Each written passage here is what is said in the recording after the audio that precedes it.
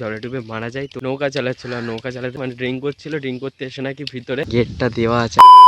তো guys good morning, welcome back to my channel. আশা করি তোমরা সকলে ভালো আছো আর আমিও ভীষণ ভালো আছি। কালকেকার ব্লগটা কেমন লেগেছে সেটা কিন্তু অবশ্যই কমেন্ট করে জানাবে, আর যদি ভালো লেগে থাকে like comment share and subscribe তো অবশ্যই করবে। আর আজকে একটা নতুন ব্লগ নিয়ে চলে আসলাম।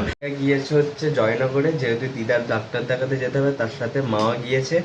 আর বাড়িতে আজকে দাদা হচ্ছে সোমবার, তো সেই কারণে দাদা নিরামিষ খাবে আর দিদি এখনো ঘুমাচ্ছে। আর আমি এখানে এই যে তরকারি গরম করে নিয়েছি, কালকেকার তরকারি ছিল সেটাকে গরম করে নিয়েছি মুড়ি দিয়ে খাওয়া বলে। আর দেখেছো কতটা তরকারি রয়েছে, কালকে এমনি সব খেতে পারিনি। আর এখানে দেখো আমি মুড়ি নিয়েছি, মুড়ি আর তরকারি একসাথে খাবো। তো চলো তরকারিটা নামিয়ে নিই, নামিয়ে নিয়ে তোমাদের সাথে আবার কথা হচ্ছে। তো চলো ভিডিওটা কন্টিনিউ দেখতে থাকো। কিন্তু এখানে নিয়ে নিয়েছি মুড়ি, তো চলো খেয়ে নিয়ে তোমাদের সাথে আবার কথা হবে। আমি ভাবলাম একটুখানি বেরোবো, আর দেখো তোমাদের সাথে বলতে বলতেই বৃষ্টি চলে আসলে, কি জোরে বৃষ্টি পড়ছে না। আমি ভাবলাম একটু নলবনে ঘুরতে যাবো, তো চলো থামলে যাও। তো গাইস আমি এসেছিলাম নলবনে, এই দেখো দেখতে পাচ্ছ, তোমাদেরকে জুম করে দেখাচ্ছে, এটা হচ্ছে নলবন। কিন্তু আমি নলবনের ভেতরে যে ঢুকবো, ঢুকে একটু ঘুরবো, সে ঘোরা হলো না। কারণ এখানে একটা কুকুর রয়েছে, কিছু 1 থেকে 5-6টা মতো কুকুর। আমার যেতেই ভয় লাগছে, আমি কুকুর থেকে ভয় পাই। ওখানে দেখো একটা দিদাও দাঁড়িয়ে রয়েছে, মানে একটা দিদা দাঁড়িয়ে, সেই উনিও কুকুরের ভয়ে যেতে পারছে না। আমিও যতদূর গিয়েছি উনিও দেখি তত দূরেই গিয়েছে, তার থেকে বেশি আর যায় না নলবনে। ভিতরে দেখি যাওয়া যায় কিনা, দেখি কুকুরের ওদিকটাই যাই একটু, কি হয় এখন। চলো যাওয়া যাক। ওগুলো চলে যাওয়ার পরে দেখো আমি এখানে এসেছি, আর আমার সাথে একটা দিদাও আছে এখানে। উনি নিম পাতা ভাঙতে এসেছে, আর আমি ওনাকে আর কি নিম পাতাগুলো ভেঙে দিয়েছি। আর এখানে একটা কাপল এসেছিলো, তো আমি যেরকম একা আসছি সবাইকে আমার মতো একা আসবে, একটা কাপল এসেছিলো, তো ওখানটায় গেটটা নাকি দেওয়া আছে। তো তোমরা দেখতে পাচ্ছ সেই যে গেটটা দেওয়া আছে। আর এখানে দেখো কত সুন্দর লাগছে, সুন্দর হাওয়াও দিচ্ছে, বেশ ভালো লাগছে। দেখুন ওর কপালটাই খারাপ, তাই জন্য আমার ঘোরা হলো না। ওদিকে খোলা আছে কিন্তু ওদিকে এখন যাওয়া যাবে না, সব ড্রিঙ্কস করছে। দেখো এই কুত্তাগুলো তেমন ছিল বলে আমি ভয়তে আসিনি, অনেক ছিল।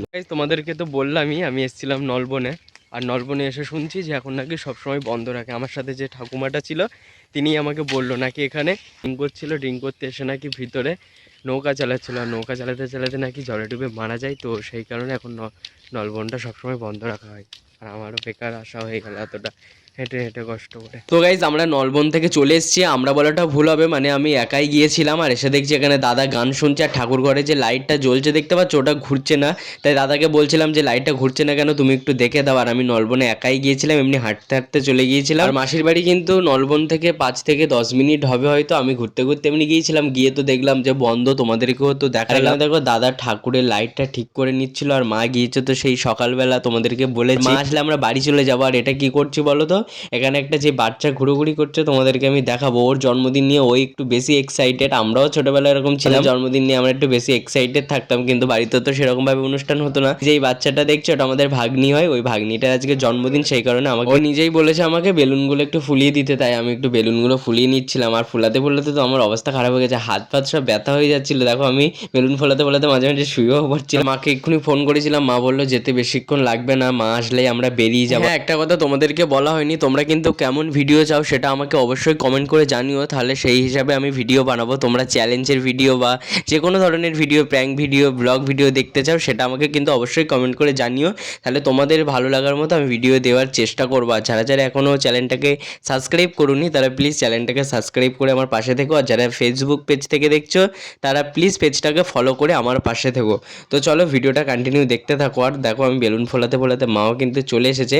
তার আগে তোমাদেরকে দেখাই যে এক্সাইটেড যার জন্মদিন, এই দেখো ও বেশি এক্সাইটেড, ও নিজে নিজেই, আমি বেলুনগুলো ফুলিয়ে দিলাম, বেশি বেলুন ফুলাইনি, কয়েকটা ফুলিয়েছি। আর ও দেখো একা একা নিয়ে রেখে দিচ্ছে, আর ওর হাসিটা দেখবে কত মিষ্টি। আমাকে হ্যাপি বার্থডে বলেছি, ও দেখে আমাকে হ্যাপি বার্থডে বলে। তোমরাও কিন্তু বাচ্চাটাকে হ্যাপি বার্থডে উইশ করে দিও, কারণ ওর আজকে জন্মদিন, ওর জন্মদিনটা যেন খুব ভালো কাটে সেটা তোমরাও কামনা করো। আর ও দেখো আমাকে একটা মিষ্টি হামি দিয়ে দিল। তারপর মা চলে আসার সাথে সাথে দেখো আমাদের এখানে খেতে দিয়েছে, কারণ আমরা বেরিয়ে যাবো তো সেই কারণে। আর এখন কেক কাটা হয়নি, আর আমরা বেরিয়ে যাবো বলে তাই আমাদেরকে আগে খাবিয়ে দিল, এখনো কেক কাটা হয়নি বাচ্চাটার, আমরা বেরিয়ে যাবো বলে। তাই এখানে দেখো ফ্রাইড রাইস, চিকেন কষা, চাটনি, পাঁপড়, মিষ্টি, পায়েস, আর জন্মদিনে তো যেটা ইম্পর্টেন্ট সেটা হচ্ছে পায়েস। আর আমাদেরকে দেখো পায়েসও এখানে দিয়ে দিচ্ছে। আমার তো খেতে খেতে গরমে হাল খারাপ হয়ে যাচ্ছে, এত পরিমাণে গরম হচ্ছে। আর এই যে জন্মদিনের ড্রেস পরে চলে এসেছে, আর ওকে কত মিষ্টি দেখতে লাগছে, আমি তো ওর দেখে চোখ ফেরাতেই পারছিলাম না। তোমাদের কেমন লেগেছে সেটা কিন্তু অবশ্যই কমেন্ট করে জানিও। কি মিষ্টি দেখতে লাগছিল, তোমরা কেমন ভিডিও চাও সেটা কিন্তু আমাকে অবশ্যই কমেন্ট করে জানিও। টাটা।